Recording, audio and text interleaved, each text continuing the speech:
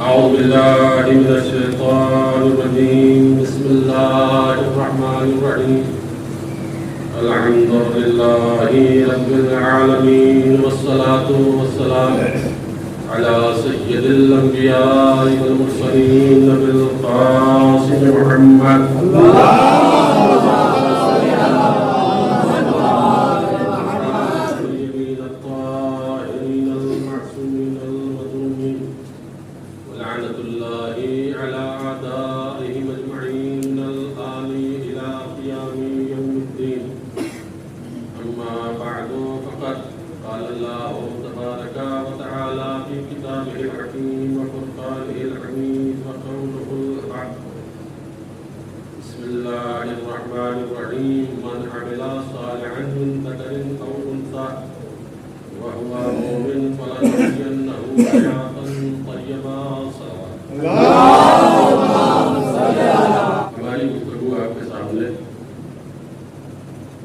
کربلا سے ہم کو کیا درس ملتا ہے اور کربلا ہمیں کیا سبق دیتی ہے، اس عنوان پر کچھ مطالب ہم آپ کی خدمت میں پیش کر رہے ہیں۔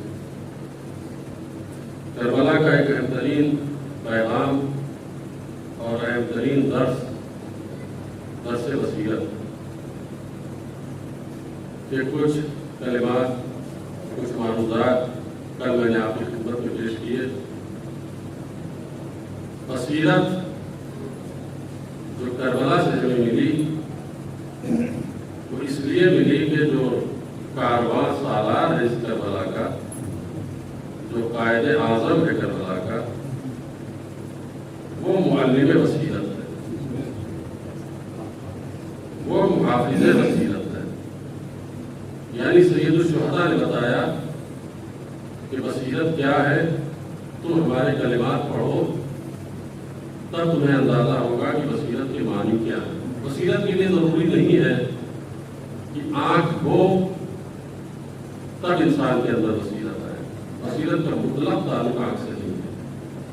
ایک آنکھ والا، دونوں آنکھ سے دیکھنے والا انسان ہو سکتا ہے بے بصیرت، اور اسی کے مقابل میں ایک دونوں آنکھ کا نابینا انسان ہو سکتا ہے بابصیرت۔ ابو ہارون مکفوف، پانچویں امام کے صحابی، مسجد میں آئے ہیں، دونوں آنکھ کے نابینا، دونوں آنکھ سے نابینا، کچھ بھی نہیں دکھائی دیتا۔ مسجد کے ستون کے پہلو میں بیٹھ گئے امام، جو بینا ہیں، آنکھ والے ہیں، ان کو بھی خبر نہیں ہے کہ امام آ گئے۔ کسی نے ابو ہارون سے کہا کہ پانچویں امام کہاں ہے اس وقت؟ کہا اندھے ہو، دیکھ نہیں رہے ستون کے پہلو میں۔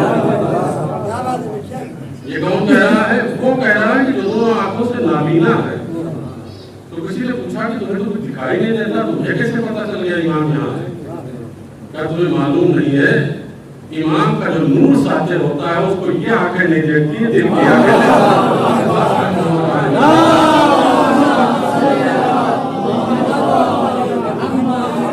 جو نور امامت ساتھ ہوتا ہے اس کو سر کی آنکھ سے دیکھنے کی ضرورت نہیں ہے۔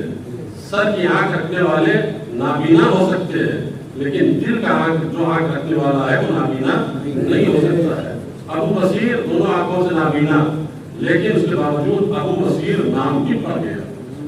بصیر کا باب، بس بصیرت اتنی عظیم کہ ان کا نام ہی لقب ہی ابو بصیر، دونوں آنکھیں نہیں۔ تو پہلی منزل پہ یہ سمجھیے کہ معلم بصیرت کون ہے، یعنی نسل انسانی کے اندر بصیرت کا جو مفہوم واضح کیا ہے وہ سب سے پہلی ذات ہے، ذات سید الشہداء۔ یہ تو صرف دعویٰ نہیں ہے کہ میں صرف دعویٰ کر کے آگے گزر جاؤں بغیر دلیل کے۔ یہ جو اتنا بڑا میں نے چیلنج کیا ہے، اس کی دلیل کے لیے چند کلمات پڑھنا بہت ضروری ہے آپ کے ساتھ، تاکہ آپ پہچانیے کہ میں نے کیوں کہا سید الشہداء معلم بصیرت ہے، مدرس بصیرت ہے۔ کیا وجہ ہے؟ امام حسین السلام کا جملہ پڑھیے، آپ فرما رہے ہیں پوری ملت اسلامیہ کو خطاب کر کے، اس میں بصیرت ہے کہ نہیں ہے؟ آپ یہ کلمہ سنیے، ترجمہ سنیے، پھر آپ اندازہ کیجئے کہ سید الشہداء سے بہترین بصیرت کا بس کوئی دے ہی نہیں سکتا۔ الا ترون ان الحق لا يعمل به وان الباطل لا ينتهى عنه، کیا تم نہیں دیکھ رہے ہو کہ حق پامال کیا جا رہا ہے اور کوئی عمل کرنے والا نہیں ہے؟ کیا تم نہیں دیکھ رہے ہو کہ باطل پوری دنیا میں رائج ہوتا چلا جا رہا ہے، کوئی روکنے والا نہیں ہے؟ یہ سوال سید الشہداء کا بصیرت کی آنکھ کو بیدار کرنے کے لیے کہ دیکھو دنیا میں باطل پھیلتا چلا جا رہا ہے، حق کا گلا دبایا جا رہا ہے، کوئی بولنے والا نہیں ہے، اور حقیقت بھی یہی ہے کہ کوئی بولنے والا نہیں۔ اس مملکت اسلامیہ میں کہ جس میں لاکھوں مسلمان اور سارے مسلمان ساری عبادتیں کر رہے ہیں، نماز بھی پڑھ رہے ہیں، روزے بھی رکھ رہے ہیں، حج بھی کر رہے ہیں، لیکن جب رسول کا نواسا وطن چھوڑ کر کربلا جا رہا ہے تو کتنے لوگ ساتھ جا رہے ہیں؟ یہ لمحہ فکریہ ہے کہ نہیں ہے؟ یعنی سارے مسلمان سمجھتے ہیں کہ عبادت اس حد تک کرو کہ جہاں تک اپنی ذات کو خطرہ لاحق نہ ہو، اور جہاں اپنی ذات کو خطرہ لاحق ہو بس اس وہاں پر رک جاؤ۔ نماز پڑھنے والے مسلمان لاکھوں کی تعداد میں موجود ہیں سید الشہداء کے زمانے میں، اور بنی ہاشم میں کتنے لوگ موجود ہیں؟ 14 بیٹے تو محمد حنفیہ کے موجود ہیں، ان میں سے کوئی نہیں گیا کربلا۔ اچھا ٹھیک ہے، نہیں گئے تو کسی کا کیا نقصان ہوا؟ خود ہی فاتح کو ترس گئے صلی اللہ علیہ وسلم، کوئی بھی نہیں گیا، کوئی خبر آئی نہیں بھائی سید الشہداء کے ساتھ جو نہیں گیا۔ یہی وصیت ہے ہمارے لیے، نمونہ حیات ہے حسین کی ذات۔ ان کے بیٹے جناب محمد حنفیہ کے لیے ہم تعبیر کریں گے، تاریخ میں موجود ہے جناب محمد حنفیہ کی مجبوری تھی، کیا مجبوری تھی؟ سن لیجیے اس کو آپ۔ سید الشہداء کے پاس ایک زرہ تھی جناب داؤد پیغمبر کی زرہ، اتنا پاکیزہ گھرانہ ہے جس کے دامن سے آپ متمسک ہیں، نبیوں کے سلسلے کی چیزیں ان کے گھرانے میں ملتی ہیں۔ داؤد پیغمبر کی زرہ امام حسین علیہ السلام کے پاس، وہ زرہ ذرا بڑی تھی۔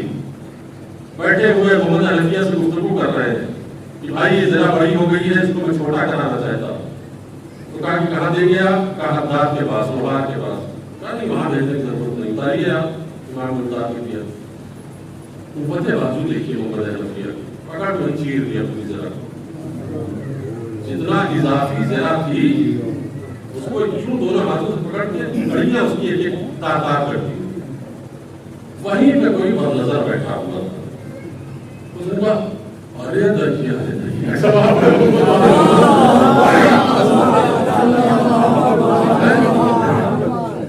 اس نے کیا کہا؟ اور یہ جو جملہ کہنا تھا کہ ایسی بری نظر لگی جناب محمد حنفیہ کے انگلیوں میں کہ انگلیوں سے پیپ بہنے لگا، خون کے ساتھ پیپ بہنے لگا۔ قبضہ شمشیر پہ ہاتھ نہیں کر سکتے، جہاد نہیں کر سکتے۔ تو جناب محمد حنفیہ کی تعبیر کی جائے کہ وہ مجبوری کے عالم میں نہیں گئے ورنہ وہ ضرور جاتے، لیکن بیٹے جو جوان ہیں ان میں سے حیرت ہوگی، پہلے کی تاریخ خود اپنی آنکھوں سے دیکھیے، ایک بیٹا تو بہک گیا تھا، مولا امیر المومنین کے دشمنوں سے جا ملا تھا، لیکن باپ کے بارے میں کوئی شبہ نہیں، باپ کے بارے میں کوئی اعتراض نہیں کر رہا ہوں، کوئی اشکال نہیں ہے، اس لیے کہ امام حسین ان کا احترام کرتے تھے، سید الشہداء نے احترام کیا، مولا امیر المومنین نے احترام کیا، بیٹے نہیں گئے۔ کہنے کا مقصد یہ ہے کہ سید الشہداء جس وقت جا رہے ہیں ساری عبادتیں ہو رہی ہیں، نماز پڑھی جا رہی ہے، روزے رکھے جا رہے ہیں، حج کیے جا رہے ہیں، لیکن اس کے باوجود جب امام نے کہا کہ دیکھو الا ترون ان الحق لا یعمل به، حق کچلا جا رہا ہے، کوئی عمل کرنے والا نہیں ہے، باطل کو روا کیا جا رہا ہے، کوئی روکنے والا نہیں، تمہیں کیا یہ بصیرت ہے جو امام بیدار کر رہے ہیں؟ امام کی اس آواز میں کتنے لوگ مل گئے؟ صرف 72۔ یہ ایک جملہ۔ دوسرا جملہ کیا امام کا؟ فرمایا کہ وعلی الاسلام والسلام، اسلام کا فاتحہ پڑھ لینا چاہیے۔ اس سے بہترین آپ کے فساد آپ کو سمجھانے کے لیے اس سے بہترین ترجمہ نہیں ہو سکتا۔ وعلی الاسلام والسلام یعنی اسلام کو دوری سے سلام بھائی بھائی ٹاٹا کر لینا چاہیے، فاتحہ پڑھ لینا چاہیے اسلام کے نام پر۔ کیا پڑھ لینا چاہیے؟ اذا بلیت الامہ براع مثل یزید، جب امت اس بلا میں مبتلا ہو جائے یزید جیسا فاسق ان کا حاکم ہو جائے تو اسلام کے اوپر فاتحہ پڑھ لینا چاہیے۔ اسلام کا رہ گیا جب یزید جیسا حاکم ظالم ہو جا کے ان کا حاکم ہو جائے، یہ کیا ہے؟ بیدار کر رہے ہیں امام حسین۔ آگے بڑھیے ایک جملہ اور بات آتا ہے، فرمایا الناس عبید الدنیا والدین لعب علی السنتہم، یہ دنیا والے، یہ سارے لوگ دنیا کے غلام ہیں، عبید الدنیا، دنیا کے غلام ہیں. والدین علی السنتہم لعب، دین ان کے زبان کا چٹخارا ہے. چنگم دیکھا ہے آپ نے؟ چنگم چبائیے، اس کو عربی میں کہتے ہیں لائٹ، یعنی چبا کے جو چیز پھینک دی جائے. امیر المومنین کے فرزند ارجمند نے فرمایا کہ دنیا کے غلام ہیں یہ سارے لوگ، کہ ان کو میں بلا رہا ہوں وقت کی آواز پر لبیک کہیں، ان کے خاموش ہے. ان کی مثال کیا ہے؟ دین ان کے زبان کا چٹخارا ہے، یہ بالکل چنگم کی طرح ہے، یہ چباتے ہیں. یہ دیدار رہتے ہیں، لیکن کب تک دیدار رہتے ہیں؟ ماں درد معاشروں، جب ان کا کاروبار بہت اچھا چلتا ہے، آمدنی ٹھیک ٹھاک ہوتی ہے تو خوب دین کا نام لیتے ہیں. ان کا دنیا ان کی اگر جب آباد ہوتی ہے تو دیندار ہوتے ہیں. وَإِذَا مُحْسُوا بِالْبَلَاءِ قَلَّتْ دَيَّانُونَ، جب یہ بلاؤں کی چکی میں پیسے جاتے ہیں تو دین چھوڑ دیتے ہیں. کیا ہے یہ وسیلت کے جملے ہیں جو سید الشہداء قیامت تک کے مسلمانوں کو دے رہے ہیں کہ دیکھو دنیا میں انسانوں کے دین کا معیار کیا ہے. کچھ لوگ صرف دنیا کے خوشحالی تک دین کے ساتھ رہتے ہیں اور ذرا سی مصیبت پڑی تو اللہ پہ بھی اعتراض کرنے لگتے ہیں، وہ دین کے خلاف بھی آواز بلند کرنے لگتے ہیں. محسن بالبلاء قلت دیانون، جب بلاؤں کی چکی میں پیسے جاتے ہیں تو دین کو چھوڑ دیتے ہیں. بہت مختصر سے لوگ رہ جاتے ہیں تو دیندار کہلاتے ہیں. یہ کون ہے؟ معلم بصیرت امام حسین کے جملے. کل میں نے ایک جملہ کہا تھا، وہی سے متصل ہونا چاہتا ہوں کہ کبھی بھی آپ یہ تصور کیجئے گا کہ بصیرت کے لیے عبادت شرط ہے. کبھی بھی اپنے ذہن میں خیال نہ لائیے گا کہ بصیرت کے لیے نمازی اور پنج وقتہ نمازی ہونا ضروری ہے، مستحبی روزے رکھنے کا عادی ہونا ضروری ہے. نہیں، یہ ضروری نہیں ہے. اگر بصیرت کے لیے، توجہ کریں آپ، اگر بصیرت کے لیے عبادت شرط ہوتی، اگر بصیرت کے لیے روزہ شرط ہوتا، اگر بصیرت کے لیے حج شرط ہوتا تو خوارج کو سب سے بڑا بابصیرت ہونا چاہیے. خوارج جانتے ہیں آپ؟ جوانوں کی تشریح کے لیے میں کہہ رہا ہوں، ہمارے لوگ جانتے ہیں خوارج کسے کہتے ہیں. خوارج وہ لوگ ہیں جنہوں نے امیر المومنین سے جنگ نہروان میں جنگ کی، لڑے ہیں یہ لوگ. اور ان کی عبادت کا حال کیا تھا؟ آج جتنے لوگ بیٹھے ہیں نا، ان میں سے کوئی ان کی گرد پاک میں نہیں پہنچ سکتا ان کی عبادت. ان کی عبادت کا عالم یہ تھا کہ امیر المومنین نے جب مذاکرے کے لیے عبداللہ ابن عباس کو خوارج کے پاس بھیجا ہے تو عبداللہ ابن عباس ہائے توبہ کہتے ہوئے امیر المومنین کے پاس گئے. آئے کہ یا علی، آپ نے جن کے پاس بھیجا ہے جنگ کرنا چاہتے ہیں، جنگ نہ کیجیے گا. کہا کیوں نہ کریں؟ کہا باپ ان کی پیشانی پر ایسے کھٹے پڑے ہیں جیسے اونٹ کے زانووں میں کھٹے ہوتے ہیں. اونٹ کے زانووں میں، یہ جملے ہیں ابن عباس کے. اتنے عبادت گزار، پوری پیشانی ان کی سیاہ ہے کثرت سجدہ کی وجہ. یعنی جتنے دیر بیٹھا تھا میں، ایک آدمی بات کر رہا تھا، باقی سب کے سب قرآن پڑھ رہے تھے، باقی لوگ ذکر الہی میں مصروف تھے، راتوں کو عبادت کرتے ہیں، چہرے ان کے خشک ہو گئے تھے شدت عبادت کثرت طاعت کی وجہ سے. علی ان سے جنگ نہ کیجیے گا، اللہ کی قسم علی کے علاوہ کسی کے سامنے ایسے چہرے ہوتے تو جنگ کرتے کوئی خوفزدہ ہوتا. وہ کبھی تلوار نہ اٹھاتا، لیکن علی تو نسلوں کی حقیقت کو جانتے ہیں، علی تو عبادت کی روح کو جانتے ہیں کہ کون کس نیت سے عبادت کر رہا ہے. علی نے ان سے جنگ کی اور ان کی اینٹ سے اینٹ بجا دی. جنگ خیر نہروان کے خوارج کو مارا ہے امیر المومنین. ایسی عبادت تو آپ یہ نہ کہیے کہ عبادت گزار ہوگا تو بڑا بابصیرت ہوگا. یہ اصل دیکھ لیجیے خوارج کا کہ ایسے عبادت گزار. ایک اور نمونہ میں آپ کے سامنے پیش کر دوں کہ کتنے پابند شریعت تھے بظاہر. امیر المومنین کے ایک صحابی عبداللہ ابن خباب ابن عرب کوفے سے بصرے کی طرف جا رہے ہیں، بیچ میں خوارج نے ان کو گھیر دیا. پہچان نامور شخص تھے، پہچانے جاتے تھے، لوگوں کو معلوم تھا کہ امیر المومنین کے دوست تھے. تو خوارج دشمن ان کو گرفتار کیا. نخلستان میں ان کو پکڑ کے لیا. نخلستان یعنی جو کھجوروں کا باغ ہوتا ہے، اس میں ایک کھجور کے پاس لا کے ان کے ہاتھ پاؤں کو باندھ دیا اور ہاتھ پاؤں باندھنے کے بعد تلوار نکالی. کہا ہم تمہیں قتل کریں گے. چلے ٹھیک ہے، ہم کو بھی جرم میں قتل کرو گے. کہا تمہارا جرم یہ ہے کہ تم علی کو چاہتے والے ہو، علی سے محبت نہ کرو، بے ازاری کا اظہار کرو تو میں تمہیں چھوڑ دوں گا. کہا یہ نہیں ہو سکتا. کہا اچھا کوئی ایک حدیث سنا دو جو پیغمبر سے تم نے سنی ہے اپنے باپ کے ذریعے سے، خباب بن عرب کے ذریعے سے. کہا رسول اللہ نے فرمایا کہ ایک زمانہ آئے گا کہ جب انسان رات کو مومن ہوگا صبح میں کافر ہوگا. یہ زمانہ ایسا ہے. تو خوارج پہ چوٹ لگی کا ہے تو طرز کر رہا ہے ہمارے اوپر. شاید ہماری عبادت کو تانا دے رہا ہے کہ رات میں عبادت کرتے ہیں صبح کافر ہو جاتے ہیں. تو کہا اچھا اب ہم تمہیں نہیں سن رہے. آگ پاڑ باندھ کے لٹایا اور کو قتل کر دیا. قتل کرنے کے بعد ان کی زوجہ بھی تھی, حاملہ تھی, ان کا شکم چاک کیا. ان کے بچے کو جو شکم میں تھا جس میں سانس چل رہی تھی اس کے بھی گردن کو کاٹ دیا. دیکھیے یہاں تک سنیے, اس کے بعد کا منزل بہت سخت ہے. بصیرت میں سمجھانا چاہ رہا ہوں, آپ کی بصیرت سے دھوکہ نہ کھائیے عبادت دیکھ کر. قتل کر دیا انہوں نے, باپ کو بھی قتل کیا, ماں کو بھی قتل کیا, بچے کو شکم میں باندھا میں تھا اس کو بھی قتل کیا. قتل کرنے کے بعد اب کیا ہوا, ایک کھجور, پکی ہوئی کھجور زمین پر ٹوٹ کے گر گئی. ایک خارجی بڑھا اس کھجور کو اٹھا کے اس نے کھا لی. دوسرے خارجی نے اس کے اوپر بھنڈر برسانا شروع کر دیا. ارے مال مال مال مردم کھا رہا ہے, لوگوں کا مال کھا رہا ہے, حرام نہیں ہے. توجہ کریں آپ, شدت دیکھیں ایک طرف اتنی ہے کہ بے گناہ کو بے درائے قتل کر رہا ہے, اور ایک طرف اس کا ساتھی ایک کھجور اٹھا کے منہ میں رکھ رہا ہے تو اس کو تالیاں لے مار رہا ہے کہ لوگوں کا مال بغیر اجازت کے کھانا حرام ہے. کہ کس کو اس نے طے کی, انگلی ڈالی حلق کے اندر, طے کر کے باہر کیا, کہنے میں توبہ کرتا, پر نہیں ایسے نہیں توبہ ہوگی جس کا درخت سے جا کے معافی کرے. یہ شدت بصیرت کہیں گے آپ اس کو. یہ جو داعش ہے آج کے دور میں, جس کو آئسس کہا جاتا ہے, داعش کہا جاتا ہے, یہ وہی خوارج کی بقیت النسل ہے. یہ اور کوئی نہیں ہے. ان کا ظلم دیکھو اور ان کے ظلم سے شباہت دیکھو, دونوں کو آپ سمجھ میں آ جائے گا کہ یہ نسل کہاں سے چلی ہے. وہ اصل وہی ہے جو امیر المومنین کے مقابلے میں آئے تھے. آج ان کو کوئی معصوم نہیں مل رہا ہے تو معصوم کے چاہنے والوں کو قتل کر رہے ہیں. ایک سوال پڑھیں,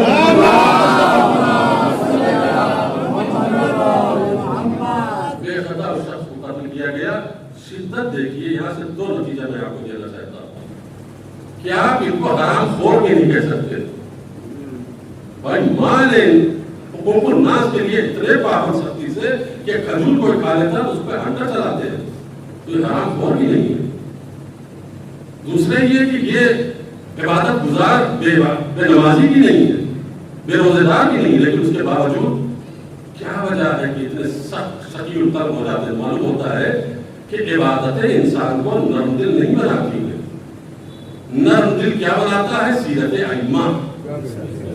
سیرت ائمہ پہ جو آدمی چلے گا وہ نرم دل ہوگا, وہ کبھی مظلوم کو نہیں مارے گا, کبھی بے خطا پر ظلم نہیں کرے گا, اور جو اہل بیت کے دروازے سے دور ہوتا چلا جائے گا وہ اتنا بدترین ظالم ہوتا چلا جائے گا, خونریز ہوتا چلا جائے گا, وہ اتنا زیادہ سفاک ہوتا چلا جائے گا. ایک سوال پہ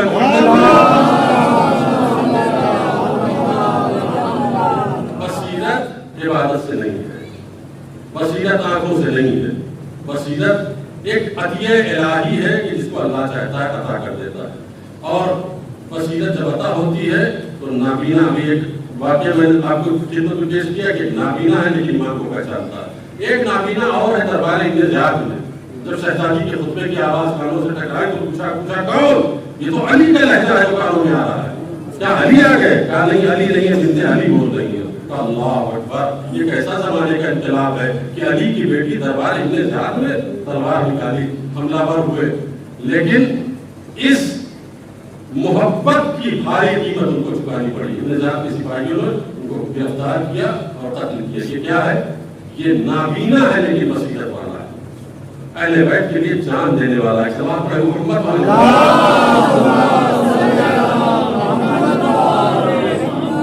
حسین ابن علی کے لشکر میں بھی بابصیرت جتنے ہیں سب کے سب بابصیرت ہیں, اور امیر المومنین کے لشکر میں بھی کچھ افراد ہیں جو بابصیرت ہیں.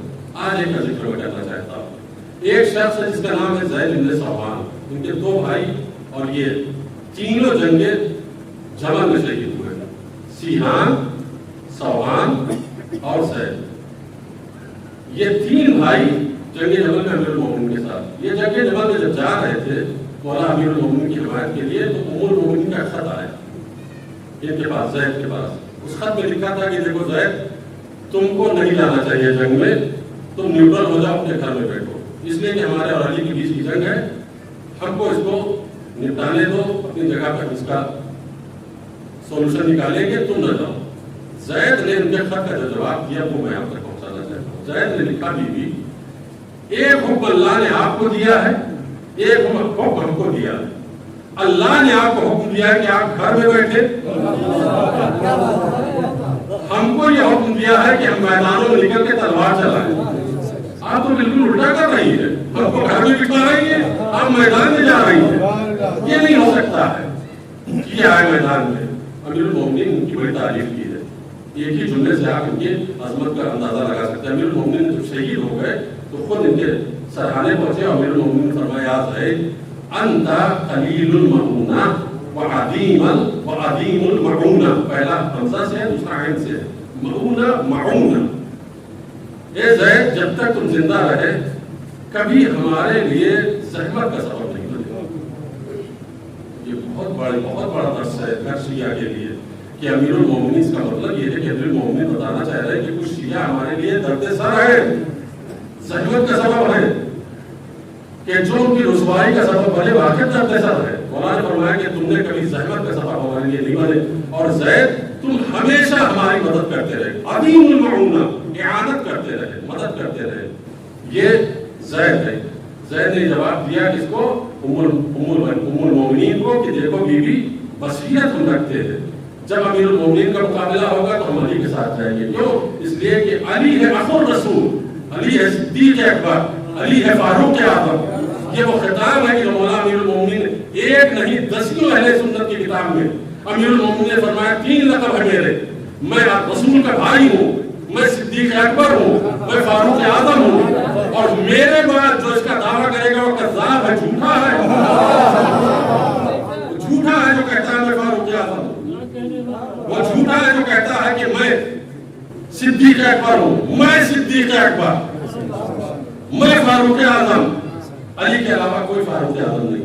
आप हमारी किताबों पर भरोसा न कीजिए, अपनी किताबों में देख लीजिए कि अमीरुल मोमिनीन का जुमला है, रावियों ने लिखा कि नहीं लिखा। मौला फरमा रहे कि मेरे बाद जो दावा करेगा इन अल्काब का वो झूठा होगा, तो एहतियात बरतनी चाहिए। अमीरुल मोमिनीन के मुकाबले में जो कोई आएगा वो सच्चा नहीं हो सकता। सवाल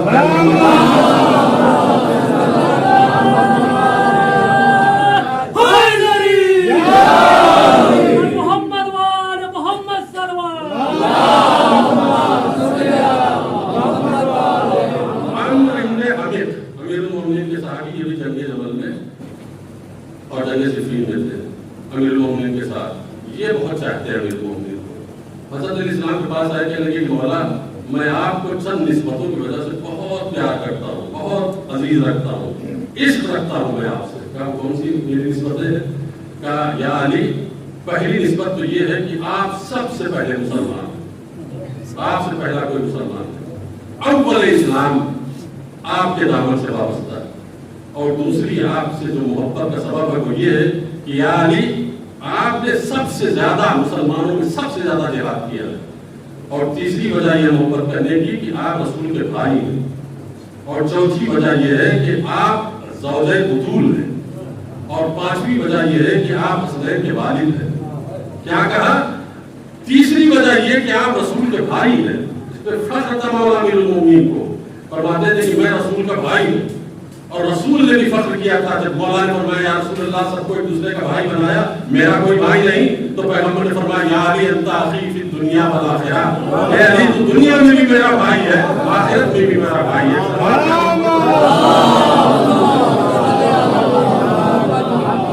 भाई ये कहने की क्या जरूरत है कि दुनिया में भी मेरा भाई और आखिरत में भी मेरा भाई है? ये कहते थे कि तो मेरा भाई है काफी है।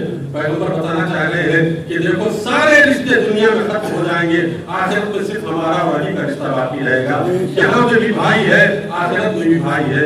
सबको एक दूसरे का अंसार मुहाजिर का भाई बनाया, लेकिन अली को अपना भाई बना के बताया कि जो स्टेटस हमारा है वही अली का है। एक सवाल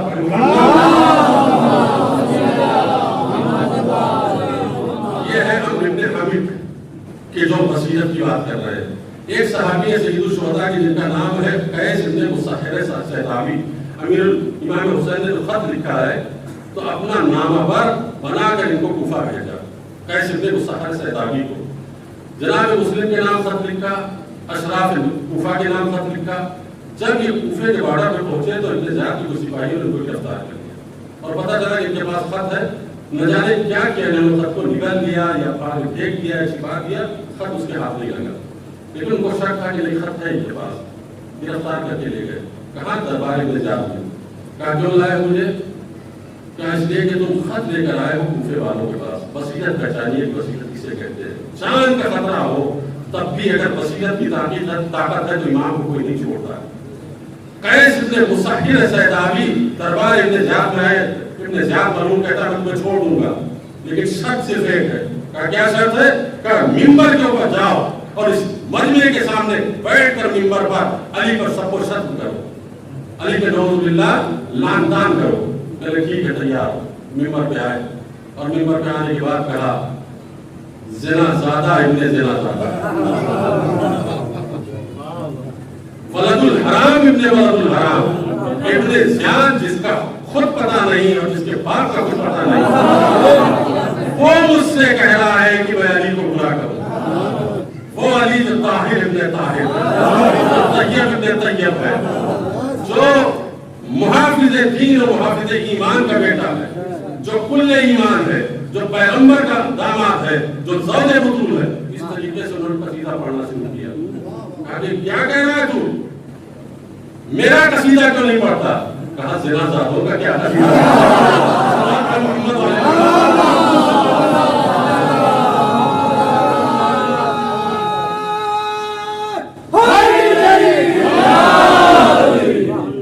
یہاں پر آپ کے جیسے شہدائی اور محبین مولا کائنات کے سامنے اس طرح سے فضائل بیان کرنا یہ تو سب کے بس کی بات ہے, کوئی بھی پڑھ سکتا ہے. ابن زیاد جیسے جلاد کی آنکھوں میں آگے ڈال کے وہ کتنا بڑا سورما اور جلی ہے کہ جو کہہ رہا ہے کہ اے زنا زادے اور ابن زنا زادے, تو کیا کہہ رہا ہے کہ میں علی کے اوپر عمر قصد کروں, علی کے شان میں گستاخی کروں. میں بتاتا ہوں کہ تو کون ہے, تیرے حسب و نسب کا پتہ نہیں ہے, لیکن علی جیسا حسب و نسب کسی کے پاس نہیں ہے. علی کائنات سے میں سب سے زیادہ اونچے حسب و نسب کے مالک فرد کا نام ہے. اتارو اس کو ممبر سے. اتارا گیا. آپ کو معلوم ہے کہ جب اس قسم کی شدت محبت اور شدت عشق ہو تو قیمت بہت بھاری چکانی پڑتی ہے, اور قیمت چکانی پڑی ان کو تلوار سے گلا جدا کیا گیا. یہ کیا ہے؟ یہ جانے کیوں جا رہی ہے؟ بصیرت کی وجہ سے. جب بصیرت ہوتی ہے تو انسان گمراہ نہیں ہوتا ہے. آپ کربلا میں بصیرت موج زن ہے, اپنے شباب پر ہے. جتنے بھی صحابی ہیں وہ بصیرت یوں ڈوبے ہوئے ہیں کہ ان کا کوئی جواب نہیں ہے. انس بن حارث سید الشہداء کے صحابی, حضور سرور کائنات کے صحابی, کربلا میں 80 سال عمر ہے انس بن حارث کی. آنکھوں کے پپوٹے گر گئے ہوئے, رومال سے اپنی پلکوں کو اٹھا کے باندھا ہے. پیغمبر اسلام نے اصحاب صفہ میں ہے یہ, وہ 40-50 افراد جو چبوترے میں بیٹھتے تھے, پیغمبر ان کے کھانے پینے کا انتظام کرتے تھے, ان میں سے. لیکن بصیرت کیا ہے؟ کہتے ہیں کہ ایک دن پیغمبر نے مجھ سے کہا تھا کہ اے انس بن حارث, میرا بیٹا کربلا میں بھوکا پیاسا مارا جائے گا. بس یہی جملہ کہا تھا, اور پیری تک, بڑھاپی تک اس مرد مجاہد نے محفوظ رکھا اور یاد رکھا. 60 سال 65 سال کی عمر میں لوگ چاہتے ہیں کہ ان کا بیٹے, ان کے بہوے اور ان کے گھر کے افراد سے بات نہ کریں, یہ اتنے ناتواں ہو جاتے ہیں. اور بالخصوص ہمارے یوپی کے جوان اور بزرگ اور بوڑھے تو بہت جلدی بوڑھے ہوتے ہیں, اور کچھ ہم بوڑھے اس لیے بھی ہوتے ہیں کہ وقت سے پہلے اپنے کو بوڑھا مان لیتے ہیں. یہ نہیں ہونا چاہیے کہ وقت سے پہلے آپ اپنے کو بوڑھا مان لیں. کل کی مجلس میں بتاؤں گا ہمت کیا ہے اور کیا کیا شرائط ہے, کیسے ہمت آتی ہے روایت کی روشنی میں. اور ہمت اس لیے میں نے سلیکٹ کیا ہے کہ کربلا سے ہمت ملتی ہے. آج بصیرت کے ٹاپک پہ بات سنیے, کل ہمت میں بھی بات آئے گی کہ ہمت ہم وقت سے پہلے بوڑھے اس لیے ہو جاتے کہ ہم کہتے ہیں یہاں درد ہو رہا ہے, وہاں درد ہو رہا ہے, اور اس کی وجہ سے یہ ہے کہ وقت سے پہلے مر جاتے ہیں. معصومین کا ارشاد ہے کہ مشا بدائک ما مشا بک, جب تک توجہ کیجیے گا, بیماری میں جب تک تم سے چلا جائے چلتے رہو. امیر المومنین کا جملہ ہے. ذرا سا بخار ہم کو آیا اور ہم لیٹ جاتے ہیں. یہ کیا ہے؟ دعوت دیتے ہیں موت کو وقت سے پہلے. 80 سال کے بوڑھا تلوار چلا سکتا ہے. انس بن حارث امیر سید الشہداء کا صحابی, کتنا جوان مرد ہے, کربلا میں آئے ہیں اور آنے کے بعد سید الشہداء سے کہا کہ مولا مجھے اجازت دیجیے. کہا انس تم تو میرے نانا کے صحابی ہو, بوڑھے ہو گئے ہو, میں تمہیں ساتھ میں بھیجوں؟ نہیں تمہیں نہیں اجازت دوں گا. کہا مولا اسی ایک جملے کے, آپ کے نانا کے ایک جملے کو میں آج تک محفوظ رکھے ہوئے ہوں. فرمایا تھا میرا بیٹا کربلا میں شہید ہوگا تو میں نے دعا کی تھی کہ اس موقع تک اگر میں زندہ رہا تو تیرے نوازے کا ضرور مدد کروں گا. حسین مجھے محروم نہ کرو, میں جاؤں گا میدان کربلا میں. جو بصیرت کا جملہ ہے وہ یہاں اب آ رہا ہے کہ اس مرد مجاہد کے بصیرت کا فضا سنیے کہ جب میدان قتال میں آئے دشمن کا مقابلہ ہوا تو کیا کہا؟ نحن شیعۃ علی و علی شیعۃ. ایک سلام پڑھیں محمد.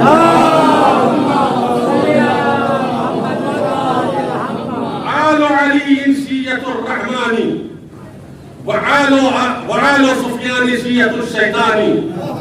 علی کی آل ہی رحمان کی شیعہ ہے. مطلب کیجئے گا, علی کی آل رحمان کی شیعہ ہے اور ابو سفیان کی جو آل ہے وہ شیطان کی شیعہ ہے. یہ نعرہ لگا کے بتا دیا کہ کربلا میں دو نظریات کی جنگ تھی. ایک طرف ابو سفیان کا شیعہ تھا, ایک طرف رحمان کا شیعہ تھا.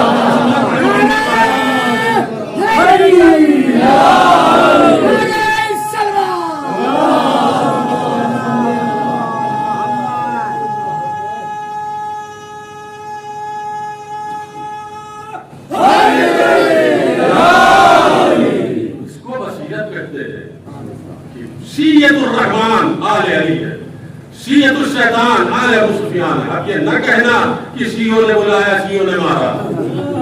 انس بن حارث نے کہا کہ نہیں, شیعوں نے نہیں بلایا ہے, شیعہ شیطان نے بلایا تھا.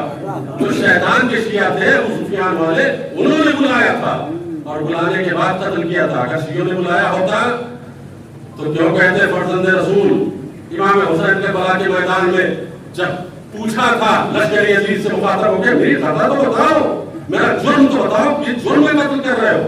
کیا کہا تھا؟ بغض لابی, تمہارے باپ کے بغض میں قتل کر رہا ہوں. دنیا میں ایک شیعہ بھی نکال کے لے آؤ جو علی سے بغض کرتا ہو. ایک شیعہ شروع سے لے کر اب تک شیعہ پہچانا ہی جاتا ہے حب علی کی وجہ سے. وہ شیعہ ہو ہی نہیں سکتا. لشکر یزید یہ جواب دے کے بتا رہی ہے کہ ہمارا علی سے کوئی تعلق نہیں, ہم شیعہ علی نہیں ہیں. تو جنہوں نے بلایا تھا وہ شیعہ ابو سفیان تھے, شیعہ علی ادھر تھے جو حسین کی طرف تھے, کارزار کر رہے تھے, نصرت کر رہے تھے اور مدد کر رہے تھے. سوال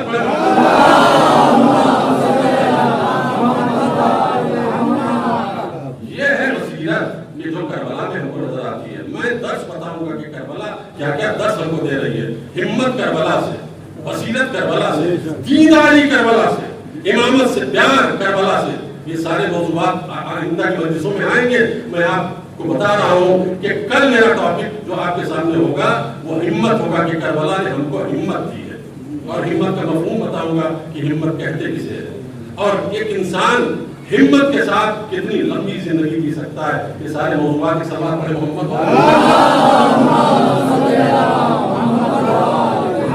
اس لیے کہ اگر یہ سبجیکٹ اور یہ ٹاپکس نہ چھیڑے جائیں تو جنگ کربلا پر بیٹھ کر رو کر اٹھ جانے سے کوئی فائدہ نہیں. کربلا سے جو درس ہم کو ملا وہ حاصل کرنے کی ضرورت ہے. کربلا امداد الہی کا مرکز ہے, کربلا نصرت الہی کے نزول کا مرکز ہے, کربلا بہادری کا مرکز ہے, کربلا شجاعت کا مرکز ہے, کربلا وفاداری کا مرکز ہے, کربلا ایثار کا مرکز ہے, کربلا اپنے سے گزر جانے کا مرکز ہے, کربلا سرعت الی الخیر کا مرکز ہے. یعنی قربانی کے لیے آگے تیزی سے بڑھو. ہر صحابی آگے بڑھنے کے لیے تیار ہے کہ نہیں ہے؟ نافع ابن ہلال جب امام حسین علیہ السلام شب عاشور نافع ابن ہلال کے ساتھ ساتھ چلے جا رہے ہیں, بلکہ ساتھ نہیں ہے, آگے تنہا چلے جا رہے ہیں. اور ایک مرتبہ امام نے حکم دیا تھا کہ کوئی ہمارے ساتھ نہ آئے. کسی کے قدموں کی چھاپ محسوس ہوئی, پیچھے مڑ کے دیکھا نافع ابن ہلال. نافع, میں نے منع کیا تھا کہ کوئی میرے ساتھ نہ آئے, میں خاص کام کے لیے جا رہا ہوں. حسین کہاں جا رہے تھے؟ نشیب کی طرف جا رہے ہیں, جہاں شہید ہونا, جہاں گرنا ہے شہادت کی منزل پا کر. نافع نے کہا کہ مولا تنہا تھے آپ، ڈر لگا کہ دشمن سے خون نہ مار دے، آپ پہ حملہ نہ کر دے، آپ کو تنہا چھوڑنا مناسب نہ سمجھا، آپ کی محبت کھینچ لائی ہے۔ تو امام نے کہا کہ نافع آ گئے ہو تو ٹھیک ہے، دیکھو یہ جو سامنے تمہیں ٹیلا نظر آ رہا ہے، اس ٹیلے کے اس پار چلے جاؤ، پھر تمہیں ڈھونڈنے سے کوئی آدمی نہیں پائے گا۔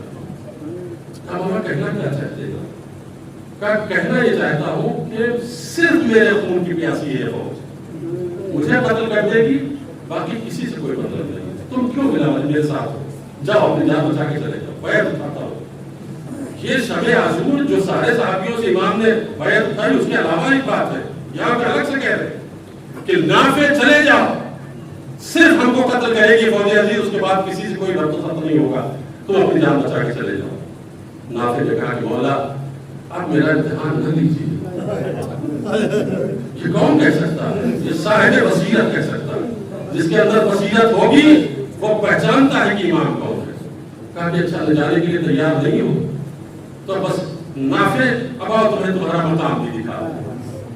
امام نے ایک مرتبہ دونوں انگلیاں بلند کی، کہا نافع میرے دونوں انگلیوں کے بیچ میں دیکھو۔ نافع نے دیکھنا شروع کیا، کہا مولا یہ تو جنت کے دریچے ہیں کھل گئے، یہ جنت کے حجرے میرے سامنے آ گئے، یہ حور و غلمان نظر آ رہے۔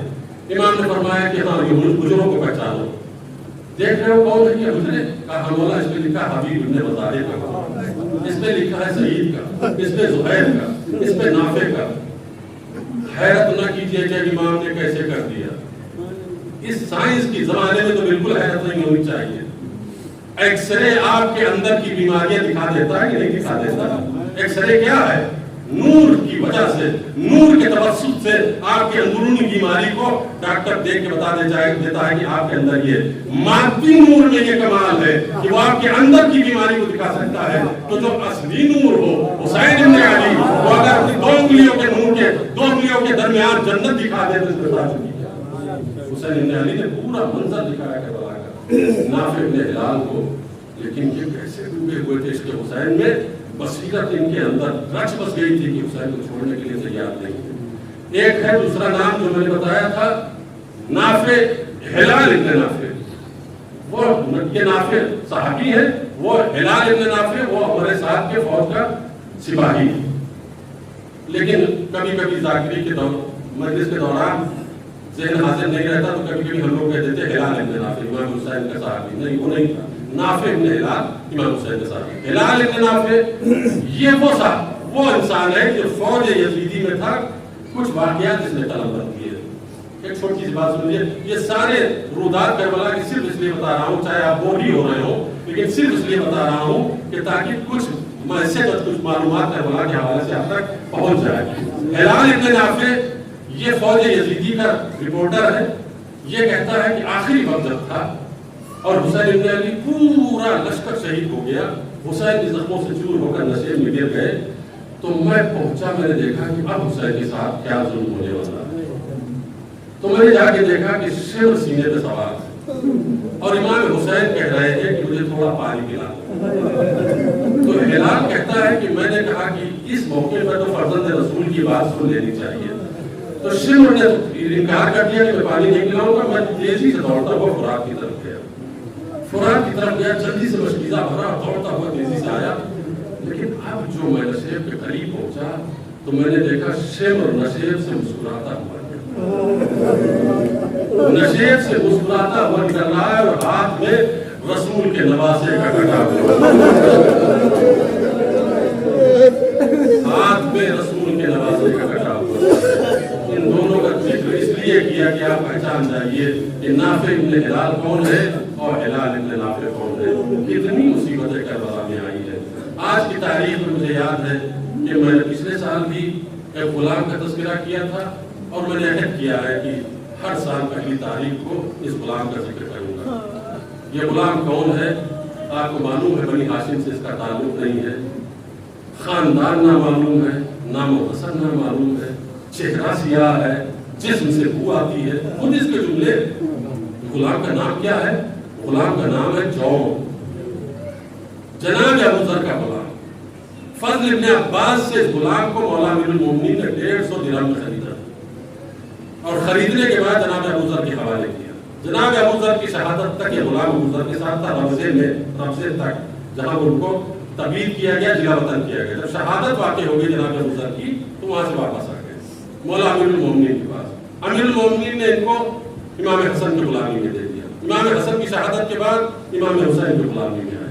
इमाम हुसैन की गुलामी के बाद सैयदुस साजिदीन के, बल्कि इमाम हुसैन भी जिंदा, इमाम हुसैन ने सैयदुस साजिदीन के गुलामी में दे दिया। ये गुलाम बावफा गुलाम कि जो अरब के दस्तूर के मुताबिक अपनी जान बचा सकता था, इसलिए कि जंगें जब होती थी तो गुलामों को कत्ल नहीं किया जाता था, उनको असीर करके उनसे खिदमत की जाती थी, चाहे किसी भी लश्कर का हो, उसको गनीमत के तौर पर इख्तियार किया जाता था, उनको ला के खिदमत उनसे की जाती थी तो अपनी जान बचा सकते थे। सैयदुल शुहदा से ने कह दिया था चले जाओ, चले जाते। लेकिन जब इमाम ने कहा कि नहीं तुम्हें इजाजत नहीं दूंगा, तो कहा मौला क्यों नहीं देंगे? कहा तुम मेरे अच्छे दिन के मेरे साथी थे, बुरा वक्त आया, चले जाओ, जाओ, मैं तुमको मुसीबत में मुब्तला नहीं करना चाहता। नमक शनास गुलाम था, वफादार गुलाम था। उसने कहा सैयदुल शुहदा मेरे मौला के आज क्या कह रहे हैं आप? ऐसी मुसीबत के वक्त में आपको छोड़ के चला जाऊं मैं? मौला ये नहीं हो सकता है कि जब अच्छे वक्त थे आपके तो मैं आपके साथ रहा, और जब मुसीबत का वक्त आया तो आप मुझे छोड़ रहे हैं। इमाम ने कहा कि हाँ जाओ जाओ, मैं नहीं चाहता हूँ कि तुम्हारी जान यूं ही चली जाए। तुम चले जाओगे तो कोई तुमको अपनी घर लेकर जाएगा, इज्जत के साथ रहोगे, जिंदगी गुजारोगे। तो गुलाम ने कहा कि मौला मुझे मालूम हो गया कि आप मुझे इजाजत क्यों नहीं देते, मुझे पता चल गया कि आप मुझे इजाजत क्यों नहीं देते। आप मुझे आप इजाजत सिर्फ 3 वजहों से नहीं देते। पहली वजह यह है कि मेरा नाम नस्ब नहीं मालूम, मेरा कोई खानदान नहीं है, मेरी कोई नस्ल का पता नहीं है। दूसरी वजह यह है कि मौला मेरा चेहरा सियाह है, और मुझे मालूम है कि आप शायद नहीं चाहते कि मेरा सियाह खून आपके पाकीज़ा खून में शामिल है। और मौला तीसरी वजह यह है कि मेरे जिस्म से बू आती है।